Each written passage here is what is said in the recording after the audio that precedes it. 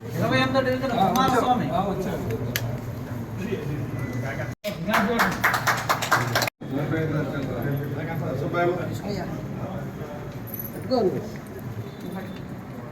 అక్కడ water filter చెప్పాను.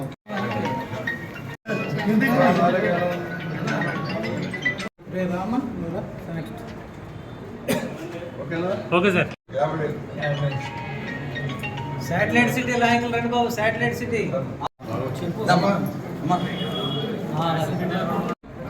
జనసేన నాయకుడు పిడిపోయి ఓకే సార్. ఓకేమ్మా.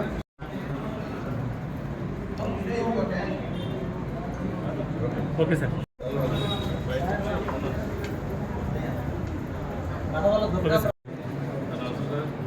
ప్రకాష్ కుమార్ గురించి ఎవరైనా సీఎం ఉన్నాడు కదా, సుబ్బారావు అబ్బాయి అన్నాడు కదా. సార్ సార్ సార్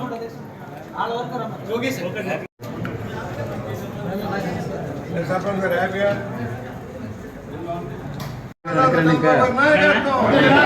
చంద్రబాబు గారి నాయకత్వం. జై గోరెట్ల, జై గోరెట్ల, జై గోరెట్ల, నాయకత్వం, చంద్రబాబు గారి నాయకత్వం, చంద్రబాబు గారి నాయకత్వం. అందరికీ నమస్కారం. మానవతా దృక్పథంతో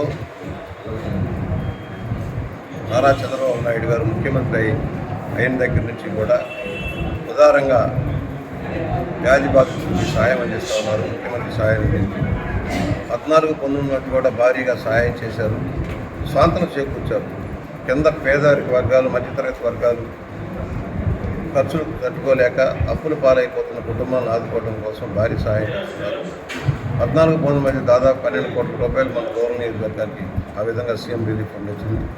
మరలా ఇప్పుడు 14 నెలల్లోనే నెలకు 20 లక్షల రూపాయలు చొప్పున దాదాపు 2,60,00,000 రూపాయలు నిధులు అందుతూ ఉన్నాయి. ఎక్కడా రూపాయి లంచం లేకుండా, ఖర్చు లేకుండా, వాళ్ళకి బాధితులకు ఎలాంటి ఇబ్బంది లేకుండా స్వయంగా మా కార్యాలయమే ప్రాసెస్ చేసి తీసుకువెళ్ళి ఆఫీసులో ఇచ్చి మరలా చెక్కులు వచ్చిన తర్వాత స్థానిక నాయకులందరి సమక్షంలో వారికి అప్పచెబుతున్నాం. మధ్యలో దళారీలు లేకుండా ఇచ్చే కార్యక్రమం చేస్తున్నాం.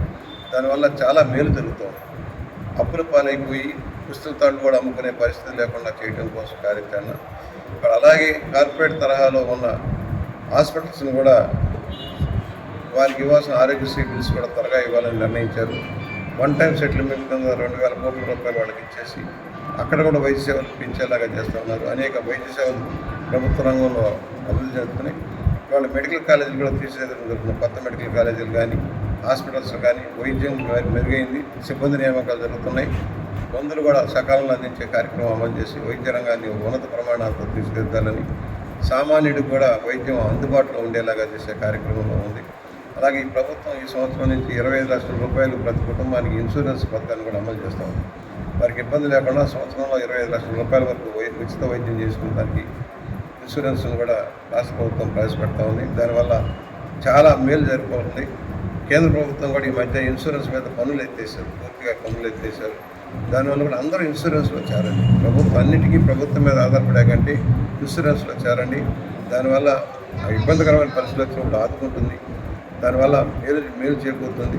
ప్రతి పేదవాడికి కూడా వైద్యం అందుబాటులోకి వస్తుందని స్వయంగా మనం చేస్తూ ఏ రాష్ట్రంలో లేని విధంగా ఇంత భారీ ఎత్తున కార్యక్రమాలు చేస్తూ పేదలకు సాయం అందిస్తున్న చంద్రబాబు నాయుడు గారికి ధన్యవాదాలు తెలియజేస్తున్నాం.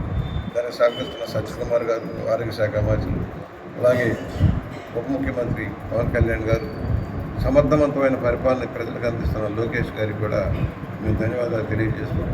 ఇప్పుడు కూడా మా కార్యకర్తలు కూడా చెబుతున్నాం, ఎక్కడ బాధితులున్నా కూడా పసిగట్టమంటున్నాం, ఇంటికి వెళ్ళి చూడమంటున్నాం, వెరిఫై చేయమంటున్నాం.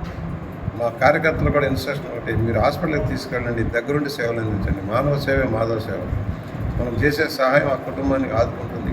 ఆ విధంగా మనం చేసే ప్రతి పని కూడా ఓట్ల కోసం వెళ్ళడం కాదు, మామూలు అప్పుడు కూడా ప్రజలకు అందుబాటులో ఉండే కార్యక్రమం. ఏదైనా సహాయం కావాల్సి వచ్చినా, వారికి ఇబ్బందులు పాలవుతున్నా, అధికారిగాను వారికి సరైన సహాయం అందించకపోయినా కూడా మన కార్యకర్తల దగ్గర నుండి సహాయం చేయమని, వారికి మేలైన సదుపాయాలు అందేలాగా చేయమని, నిజమైన పేదలు అర్హుల్ని గుర్తించి వారికి అన్ని ప్రభుత్వ సహాయ కార్యక్రమాలు అందేలాగా చేయమని విజ్ఞప్తి చేస్తున్నాం.